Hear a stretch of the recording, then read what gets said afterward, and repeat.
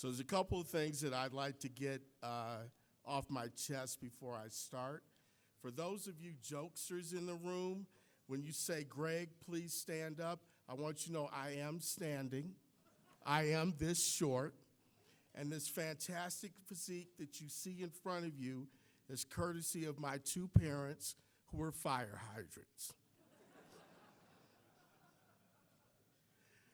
Good evening. I'm Greg Evans, City Councilor from the People's Republic of Eugene, and your 2019 President of the League of Oregon Cities Board of Directors. Thank you. I'd like to welcome you tonight to tonight's awards dinner, which is our opportunity to recognize excellence in our cities, as well as exceptional leadership and civic engagement from city officials across this great state. To begin tonight's program, I have several people I would like to recognize. First, I want to offer special thanks to our hosts this year, the City of Bend and the surrounding cities here in Central Oregon.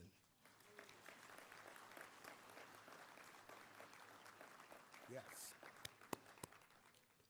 To the elected and appointed officials here tonight, thank you, and please pass along to your colleagues our gratitude for hosting this event.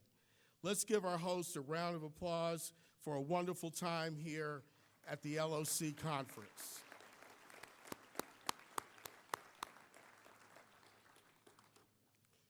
Now it is my pleasure to introduce you to some of our distinguished guests, the dedicated city officials who provide leadership for the League of Oregon Cities, my fellow members of the LOC Board of Directors, as well as our past presidents of the board.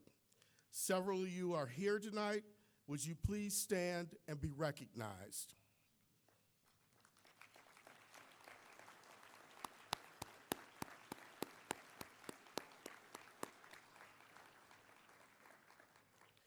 Up next, we'd like to recognize the members of our Conference Planning Committee for this year.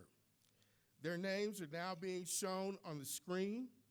The content of the conference is planned by you, our members, and this year we had many people helping us with this process. This group worked hard to ensure the concurrent sessions that were relevant and timely, and that you had specific take-home information to share with your colleagues. A special thank you to those of you who served in that capacity. Thank you.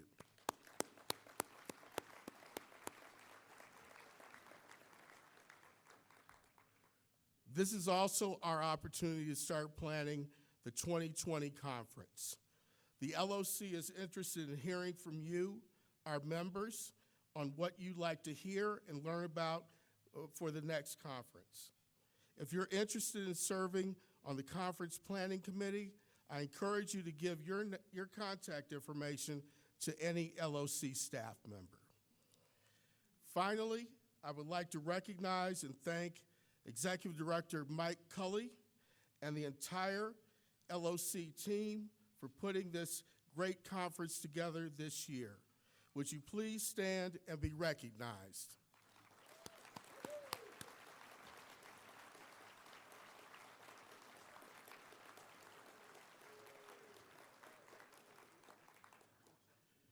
As I mentioned earlier, we've had an outstanding 2 days so far here in Bend. I hope you have gained value and insight through our workshops and seminars. The keynote presentation yesterday by Darby Allen, the tours, and the breakout sessions that will give you and your cities the tools to move your communities forward. Tomorrow will be another jam-packed day as well.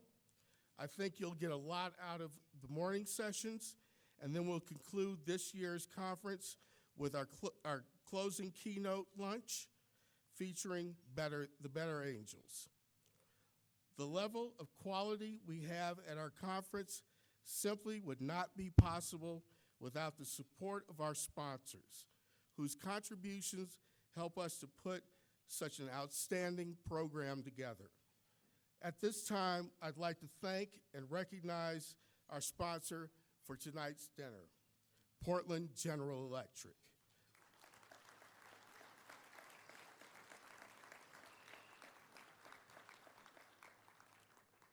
The LOC has a long-standing partnership with PGE, and we certainly appreciate their support in helping us put on this awards dinner tonight. Next, we will hear from the President and Chief Executive Officer of Portland General Electric, Maria Pope. Maria joined PGE in 2009 as CFO and Treasurer, and today works with customers, community members, and government officials to lead Oregon's clean energy future. In addition to her duties with Oregon's largest electric company, she serves on the Oregon Global Warming Commission, as well as the Oregon Business Council and the Electric Power Research Institute. Please join me in welcoming Maria Pope to the stage.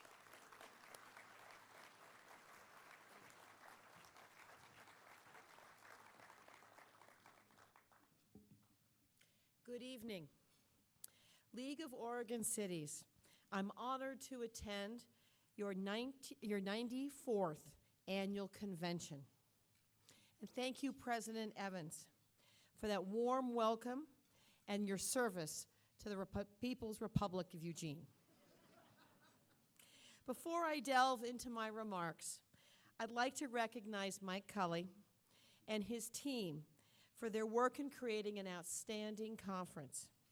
Mike's energy and utility background has fostered a renewed spirit of collaboration between Portland General Electric, the League, and the communities that you all serve.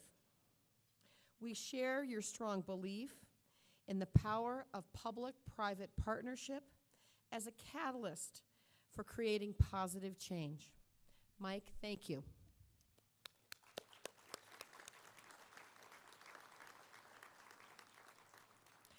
Earlier this evening, I had the opportunity to listen and to learn. We talked about issues from transportation to community resiliency. I heard your thoughts and your questions, and it was extremely helpful. What struck me most was our shared focus on affordability, resiliency planning, safety, clean energy, and clean electric transportation. Values that we at PGE work on every day. Most of you are probably familiar with Portland General Electric, Oregon's largest electricity provider and the state's largest green energy employer. We've been serving Oregonians for over 130 years and employ more than 3,000 people across the state who collectively work 24/7, 365 days a year to ensure that reliable power is there for our nearly 1 million customers in 51 cities and 5 counties.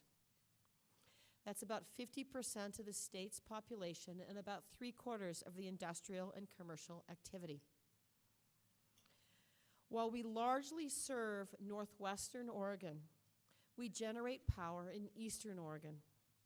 In total, our $7 billion in assets cuts across 17 generating facilities, 30,000 transmission and distribution miles, 180 substations, and 8 PG-owned parks and recreation facilities. Guiding our work is a shared sense of Oregonian values. We're an active participant in our communities and donate a collective $4.3 million annually to schools and community organizations, along with retirees and all of our employees. We have one of the most active volunteer programs of any corporation, contributing nearly 45,000 hours. We also care deeply about the environment and a healthy and sustainable world. This is not only reflected in our decarbonization goals, but our commitment to a clean energy future and the work that we do every day in our daily operations. At PGE, we work hard to reflect our customers' values and the interests of the communities that we serve. For 130 years, we have been known for safe, reliable, and affordable energy. But today, customers and you all want more. You expect clean energy, and you expect a resilient grid. And there's a renewed call to action across the state and nationwide. We at PGE stand upon the shoulders of those who've come before us. We built the first wind farm and the first solar facilities in Oregon almost 15 years ago, with Bigelow Canyon and the first solar highway in Sherman County and Clackamas counties, respectively. We're also blessed to live in a region with abundant hydropower, and we are investing in our hydro operations so that they will be there for generations to come. We have a great partnership with the Confederated Tribes of the Warm Springs on the Deschutes River Basin. It is a national model of collaboration and responsible stewardship. We work hard every day to ensure sustainable hydro operations and great fish passage. Today, 40% of our energy is carbon-free, 25% from hydro, and 15% from wind and solar. By the end of 2020, that will be 50%, just a year and a half from now. And we're not stopping there. We're closing the state's only coal plant and have recently announced the first major solar, wind, and battery storage facility at scale, which will be built in Morrow County and neighboring Umatilla County.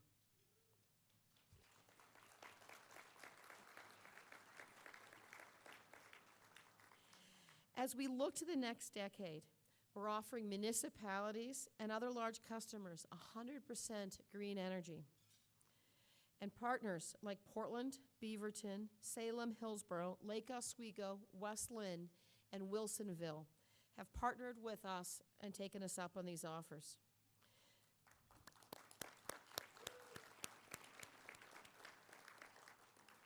These programs stand upon decade-long tradition in Oregon and the #1 renewable program where 20% of our customers buy 100% renewable power. Thank you for the communities you serve and for promoting this green energy and for being the best in the country. As a provider of essential service that grows in importance every day, we at PGE continue to lead and be part of a clean energy future. But with the decline in the cost of renewable energy and the decline in the cost of communications and technologies, we're now faced with a future that is different than we had in the past. We don't have to be bound by the trade-offs that we had previously. We truly can be reliable and green, and we can be cost-effective and clean. This depends on decarbonizing our energy supply, enabling smarter ways to use energy, and smarter ways to electrify, particularly in the transportation sector. Our partnership with the City of Portland, with Wilsonville Smart Transit, and many other transit authorities is paving a way and sowing the seeds for the future. We've just started our first all-wind powered bus line in the Hillsborough, Beaverton area. Transformation is hard, and so partnerships like these are essential, particularly to keeping costs low. We're collaborating to bring the best that each of us has to offer.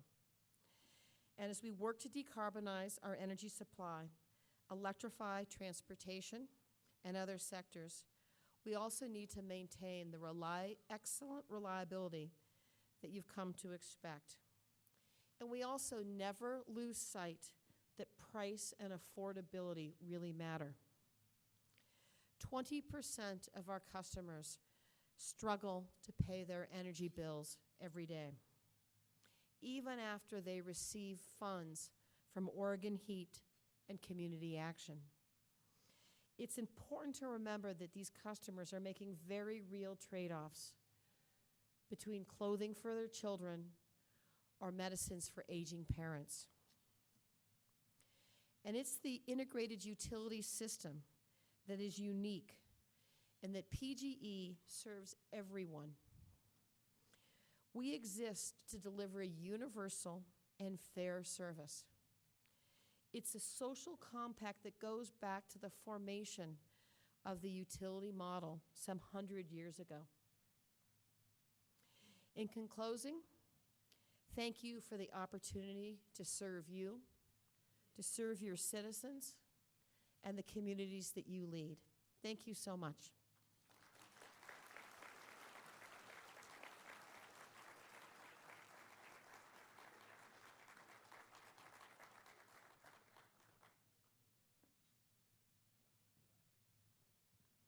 Thank you, Maria. Okay. Before Maria and I present the LOC Awards for 2019, we would like to recognize the panel of judges who served on committees that helped select our award winners. And like every other year, it was once again a very challenging task. Those judges are Amanda Fritz, Portland City Commissioner; George Endicott, Mayor of Redmond; Tim Slater, Counselor, North Bend; Colleen Scanlon, Human Resources Director, Lincoln City; Roy Lindsay, Mayor of Grants Pass. Sorry about that, Roy. Bill Glassmeyer, Counselor, Corvallis. Bill, you got a fan club out here? Okay, all right. Kay Newmeyer, City Recorder, Mullen; Scott Hill, Mayor of McMinnville; and Stephanie Chase, Library Director, Hillsborough. A special thanks to our panel of judges. Thank you.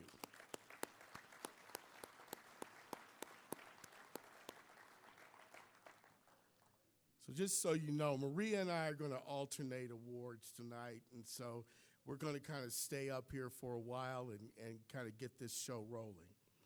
The first award we will present tonight is the Civic Engagement Award, Civic Education Award, which was created by the LOC Board of Directors in 1998.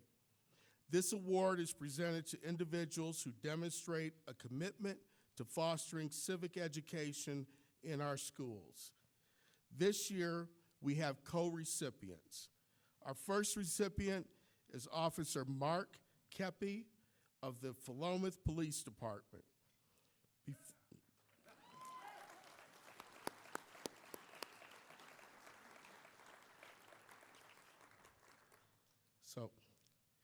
Before we bring Mark to the stage, let's hear his story. If I can direct your attention to the video screens, both to the left and right of me. Every summer for the past 25 years, Officer Mark Kepi has been instrumental in leading the City of Philomath's week-long Safety Town program for kindergartners. Through this program, he teaches kids how to cross the street. He teaches them how to travel to and from school safely. He teaches kids about stranger danger and how to interact with a policeman. Officer Kepi also spearheads the city's Bike Rodeo, bike safety program for kids in the elementary school. Described in his nomination as a community treasure, Officer Kepi has been his department's go-to officer for community engagement for more than 2 decades. For years, residents of Philomath have commented that Mark's classes were some of the fondest memories of their childhood. Congratulations to Officer Mark Kepi, co-recipient of the Civic Education Award.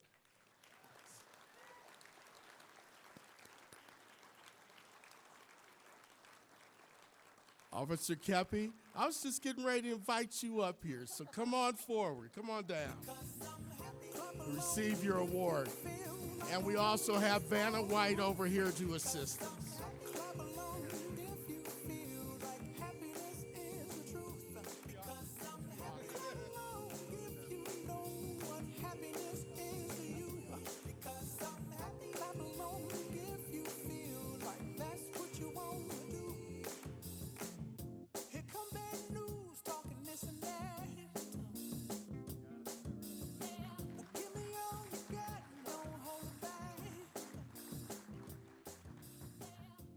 Well, thank you. A week or so ago, I didn't know this award even existed. But I've been very lucky. In 25 years, I've always thought it's very important that the police get engaged with young people early so that their first contact isn't mom or dad getting a ticket, or even worse, we're at their house for a domestic and somebody's going to jail. So it's been very important to me to get out there, show them we're regular guys, joke around, teach them some stuff. I've been very blessed and been allowed to do that. There isn't, Philomath is 4,600 people. And so I did DARE, I do preschool, I do it all. So there isn't a kid in Philomath that doesn't know my name probably. And sometimes it's bad if school's getting out and I'm on a car stop, 5 kids go by, oh, Officer Kepi, how are you doing? I'm trying to work on this, but thank you very much.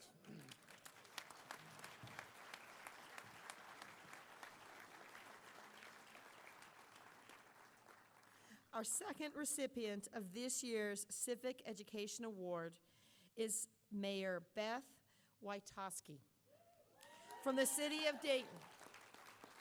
Let's hear her story. A local government official and a government and economics teacher for more than 10 years, Mayor Beth Witoski has nurtured civic responsibility by giving her students practical, hands-on exercises that instill the values of civility and respect, community involvement, equity and inclusion, and personal responsibility. Her impact goes well beyond the classroom. As mayor, she connects students with government officials, providing opportunities for interaction with their city councilors, state legislators, and the governor.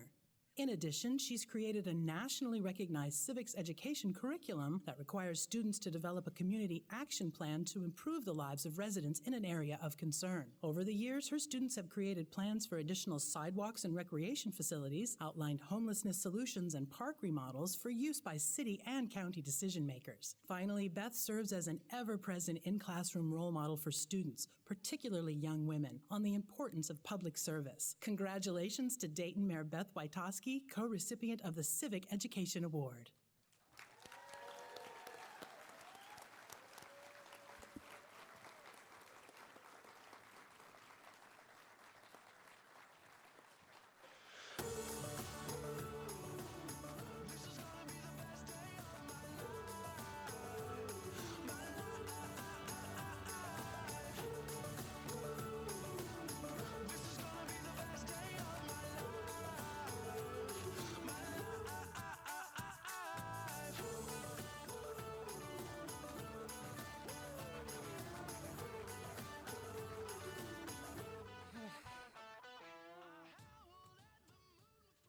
Hi, everybody. Nobody goes into teaching for money or awards. The same can be said of mayors. This is a really, really special thing for me because this is both of my worlds come together. It's especially meaningful coming from my peers and my very highly respected colleagues, so thank you to those who facilitated my nomination and those who supported it. Thank you all for what you're doing to support civic education. I get to do it from the classroom, but we all do it all the time. In education, we call it modeling. It's a really effective instructional technique, and we do it every time we go into our council chambers or advocate at the state legislature or schedule meetings with our legislators in our cities. It's important that we lead so that others may follow, but even more important that we lead so that others may lead, and that's what civic education is about. Being elected straight out of grad school at 24, I get asked a lot why I'm doing this, why I started so young, and why I felt called to it. And I've always said because I was just born to do it. And that's always felt pretty honest. But over the last year, my family suffered some hardships. And it's been a good opportunity for reflection. And what I found is I was not born to do this. I was raised to do this by my father, who was a city councilor and who taught me to be a bulldog, and my mother, who was a community volunteer, who taught me to be a diplomat. And in my family, lots of people have held leadership positions and gave me my civic education through their examples. And I'm very honored to have the opportunity to fan that flame in others from my classroom and in other engagements. I want to thank my friends and my family who traveled a long way, including emergency flights at the last minute from California to be here with me tonight. And my husband, who's chasing our kids around. All of the little ones that you see are mine. I know I'm the only mayor who brings little kids to conferences, but they think these are vacations, so don't blow it. I'm going to leave you with some special words from my father, who can't be here because he passed away suddenly a few months ago, very young. He left me a Facebook message that I didn't see until the day after he passed away. And it simply concluded, "Lead on, my precious one." And I hope you'll all remember when you feel discouraged and you wonder if you're doing the right thing and there's obstacles in your path, remember to just lead on. Thank you.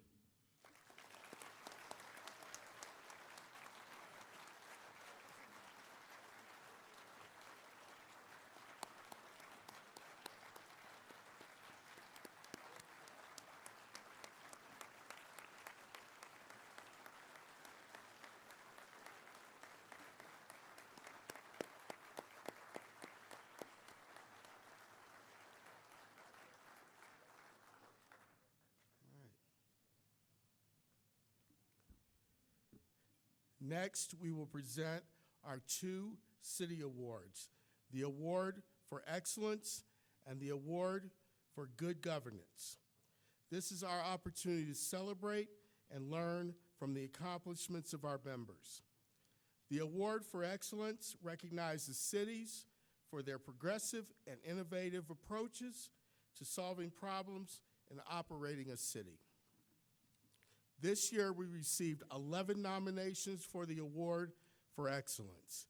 Those nominees are the City of Estacada for its fourth and main urban renewal project, the City of Eugene for its Climate Action Plan Equity Panel, the City of Hillsborough for evolving its public library service, the City of John Day for its Gateway and Riverfront Recreation Area, the City of Medford for the Hope Village by Rogue Retreat, the City of Nyssa for arsenic removal and distribution system improvements, the City of Redmond for its Centennial Park expansion project, the City of Sisters for the Barclay Highway 20 roundabout project, the City of St. Helens for its recreation program, the City of Wilsonville for its fleet electrification initiative, and the City of Woodburn for community transformation through revitalization. And the Award for Excellence goes to the City of John Day for its Gateway and Riverfront Recreation Area. Let's hear their story. The city's ambitious economic redevelopment plan involves the revitalization of the former Oregon Pine Mills site and the restoration of more than 90 acres of brownfields surrounding the John Day River. The John Day Innovation Gateway and Riverfront Recreation Area will house the city's new wastewater treatment plant and will also feature a community pavilion adjacent to a 6,000 square foot hydroponic greenhouse, a new city shop, a future conference center and hotel, and opportunities for in-city camping and riverfront recreation. The City Council felt this project would reinvigorate the local economy as the loss of 3 timber mills has meant a 15% decline in John Day's population since it peaked in the early 1990s. The city worked closely with multiple state and federal agencies on this project and has invested more than $1.5 million in public funding for Phase 1. Congratulations to the City of John Day, winner of this year's Award for Excellence.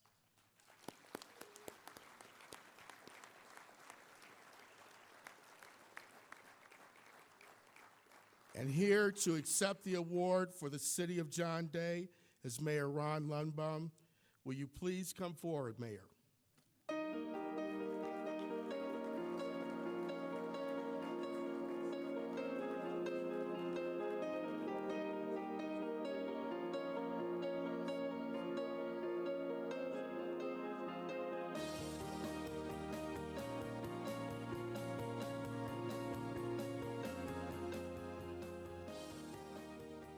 Thank you.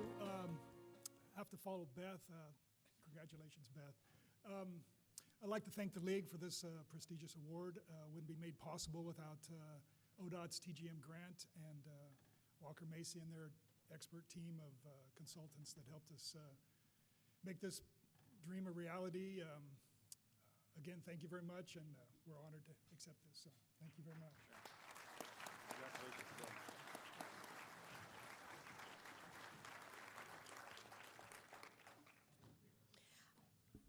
Our second Good City Governance Award is the Helen and Alan Berg Good Governance Award. This award targets city programs or efforts which have specific purpose in engaging or educating citizens. It also recognizes citizens for their progressive and innovative approaches to solving problems and operating a city. In 2010, the League of Oregon Cities Board of Directors renamed the award in honor of the former Corvallis mayors and LOC presidents Helen and Alan Berg, who were both leaders in openness, transparency, and inclusiveness. This year, we have 7 nominations for the Good Governance Award. These nominees are the City of Ashland for Smoke-Free Wise Ashland, the City of Cresswell for its Parks Development Outreach Program, the City of Cornelius for reaching out, inviting people in, and creating a real community, the City of Hillsborough for its Citizens Leadership Academy, the City of Medford for rebranding in collaboration with Travel Medford, the City of Newburgh for the Save Our Supply, or SOS campaign. Newport, excuse me, I beg your pardon. The City of Wilsonville for its Citizens Academy, and the Helen and Alan Berg Good Governance Award goes to the City of Cornelius for reaching out, inviting people in, and creating a real community. Now let's hear their story. In 2012, Cornelius hired its current city manager to improve communication and cooperation with all residents, including a Latino community that is 52% of the population. Over the ensuing 8 years, an amazing transformation took place, highlighted by 3 projects. First, after much open and transparent community discussion, the city disbanded its struggling police department and contracted with Washington County for services. Next was the construction of a facility featuring the new city library on the ground floor and 45 units of affordable senior housing on the second and third. Finally, the city conducted a public outreach effort for a new downtown plan and an urban renewal district. Both plans were recently approved by the City Council. Each of these efforts included oral and written communication in Spanish, leading to a more open and transparent discussion. In recognition of these efforts, Cornelius was honored this summer as one of only 10 cities to receive the 2019 All-American City Award. Congratulations to Cornelius, winners of the LOC's Good Governance Award. And here to accept the award on behalf of the city is Mayor Rob Drake.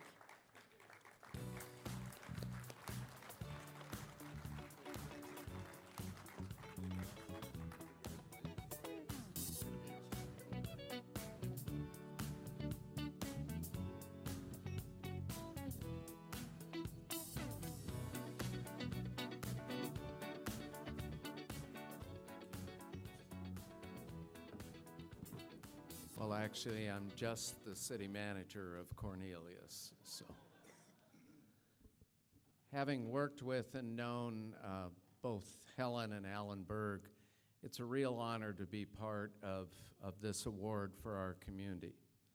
They exemplified strong leadership, good hearts, and really goodwill. The city of Cornelius has become reborn, and it's from an effort led by really strong elected officials, supportive officials, and a community that has taken grasp of itself, taken grasp of its future, and it's a much different community now, and it's a nice place to be. People feel respected, and it's a nice community to serve. So thank you for this award, and we hope you'll be seeing more of Cornelius in the future. Thank you.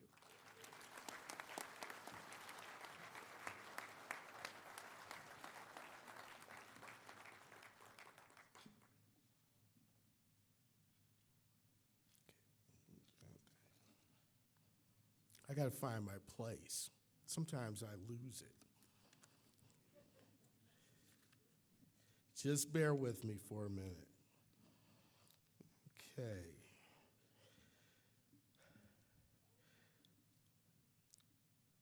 Wait a minute. I think I'm not in the right place. Oh my God. You've done that. Okay, I know where I'm at. What's that? I got it. Thanks, Jake, I got it. We will close the night by presenting our final two awards, the Exceptional Service Awards. Our first award is the Herman Carley Award, which recognizes a city employee who has provided exceptional contributions to city government. Between 1933 and 1966, Herman Carley served as both Executive Secretary of the League of Oregon Cities and Director of the University of Oregon's former Bureau of Governmental Research and Service. The quality of city government in Oregon today is due in large part to the success of the Bureau and the high standards set by its founders. The winner of this year's Herman Carley Award is Gary Milliman, who recently retired as a longtime city manager for the city of Brookings. Before we bring Gary up to the stage, we would like to share his story with you.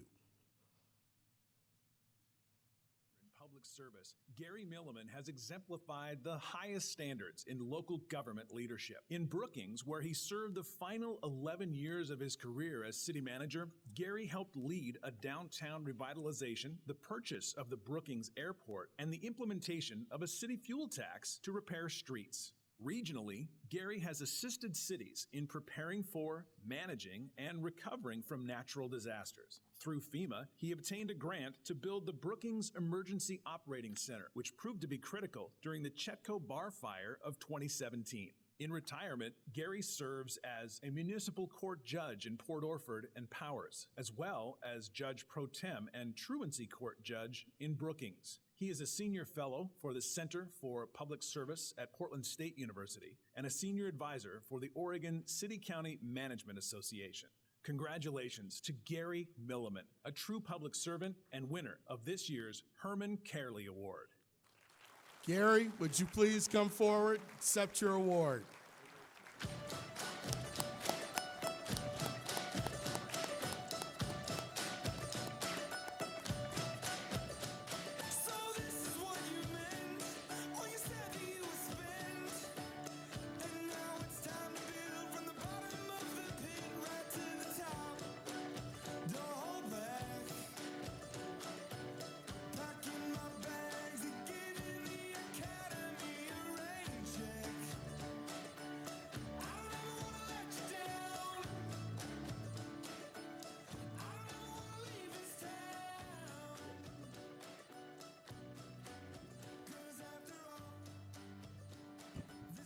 Well, good evening.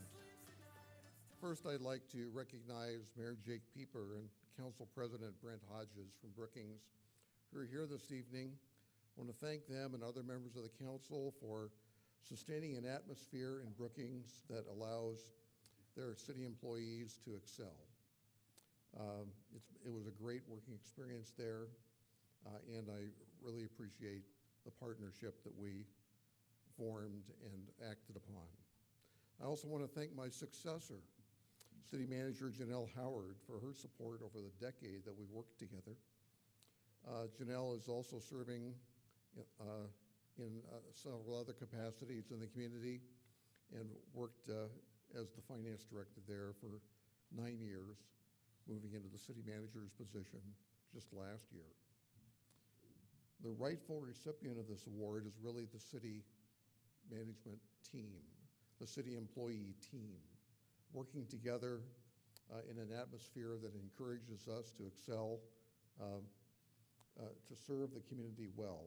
And I encourage all of the elected officials here tonight to be encouraging to your employees to serve as a team, act beyond the city hall box, serve the community in capacities beyond what's in their job assignment. One of the slides you saw this evening was a picture of my wife and I serving as the Grand Marshal for the Azalea Parade in Brookings.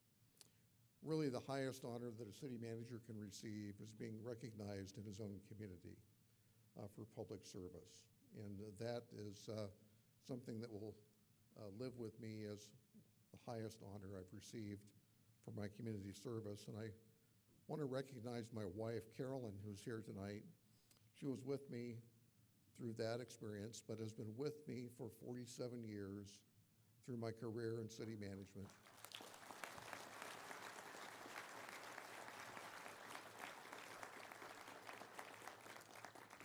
She's been my true partner and community servant herself, looking for ways to fill gaps in the community, start programs, manage special events, organize special events, and all of which has gone largely unrecognized.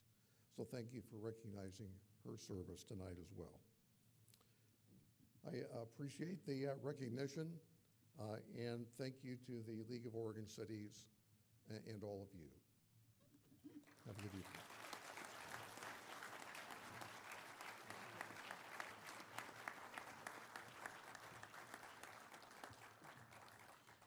Our final award this evening is the James C. Richards Memorial Award, which was created by the League of Oregon Cities Board of Directors in 1980 in memory of a former city councilor in Bay City who also served as an administrator officer for Tillamook County. This award recognizes exceptional contributions by city officials at the local, state, and federal levels in support of the League's intergovernmental relations programs.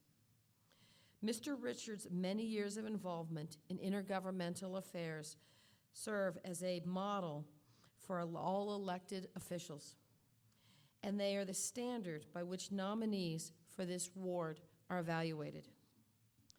The winner of this year's James C. Richards Award is Mayor Kathy Clark.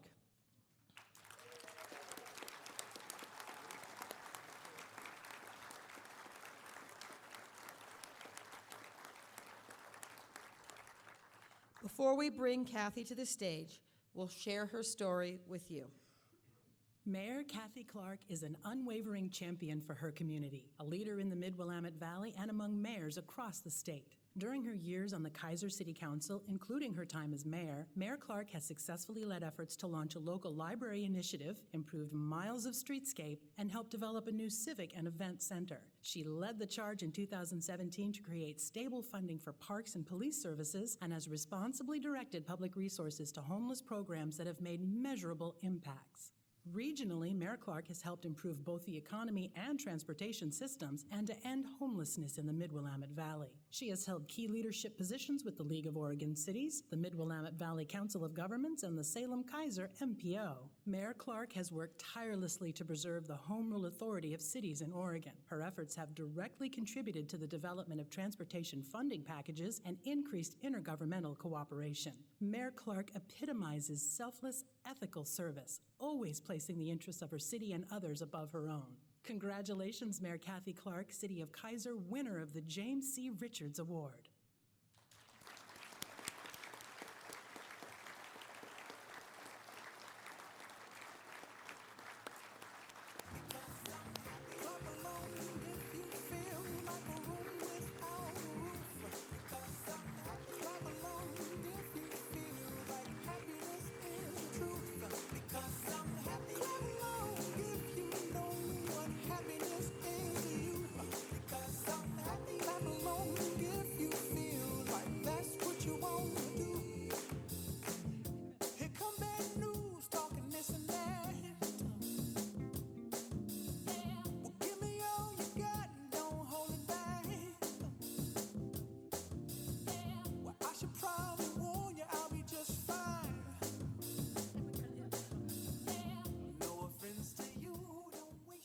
Thank you all so much. When I got called and told about this, my jaw hit the floor.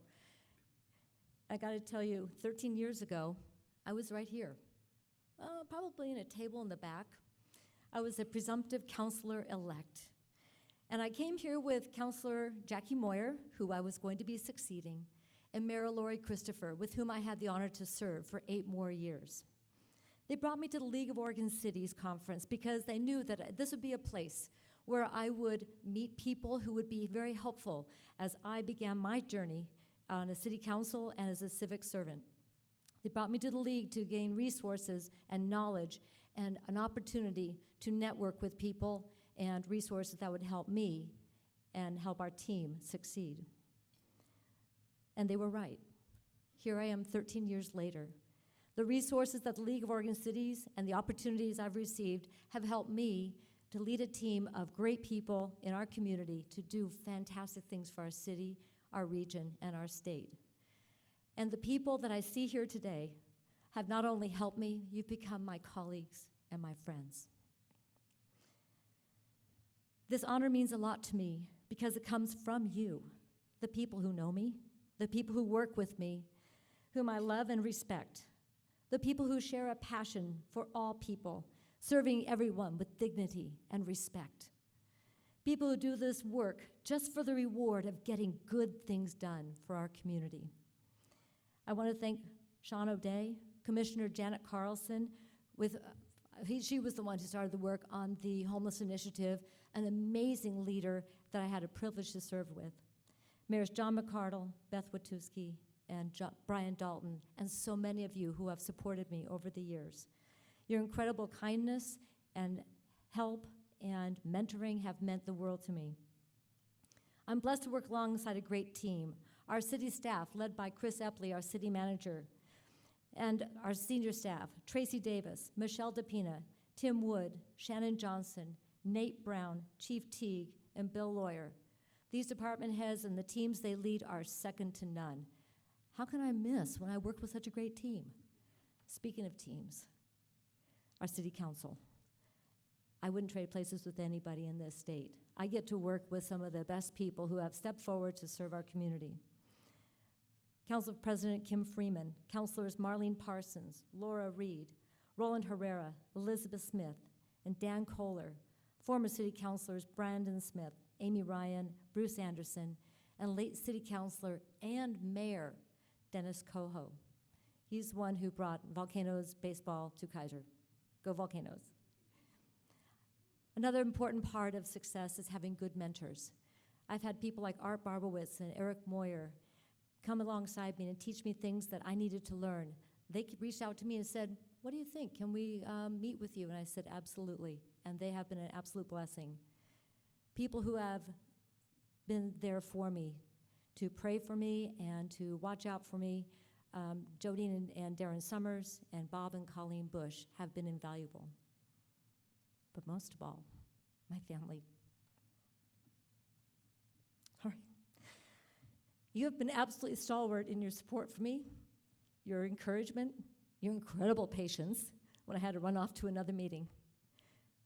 My daughters, Emmeline and her husband Jordan, my son Alex, his beautiful wife Sheila, my beautiful daughter Allison, her husband Michael, and my beautiful daughter Elena.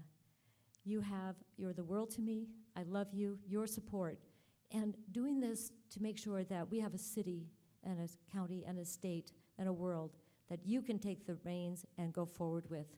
This is going to be your world. Grab it and do great things. My mother is so proud that she lives in a city where her daughter's the mayor.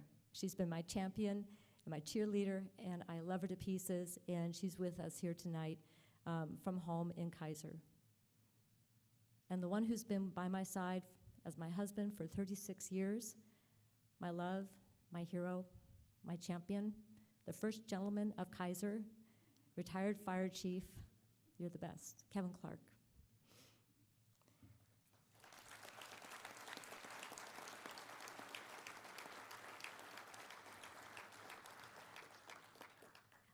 I'd like to encourage all of you to remember to be true to yourself, to make sure you surround yourself with supportive people who will speak truth to you in love, and that you give your heart and mind wholly to the work that you are doing, so that at the end of the journey, when you hear those blessed words, "Well done, good and faithful servant."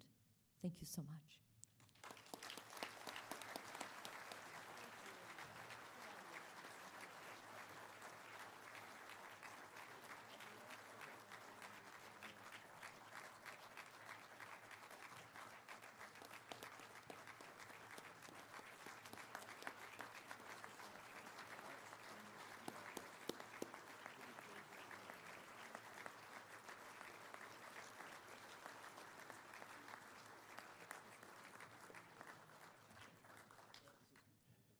All right. Congratulations, my friend. I want to thank all of you for joining us tonight. A reminder that we will be back here tomorrow morning at 7:30 for breakfast. What? I don't think I missed anything, did I? No. All right. 7:30. That's what they told me, okay? And the annual business meeting followed by our infrastructure quick fire sessions. And now I invite you to join me for a delicious dessert, an opportunity to network, and to congratulate our winners as part of the President's reception, a time-honored tradition here at the League of Oregon Cities Conference. Thank you for supporting our League of Oregon Cities, and good night, everyone.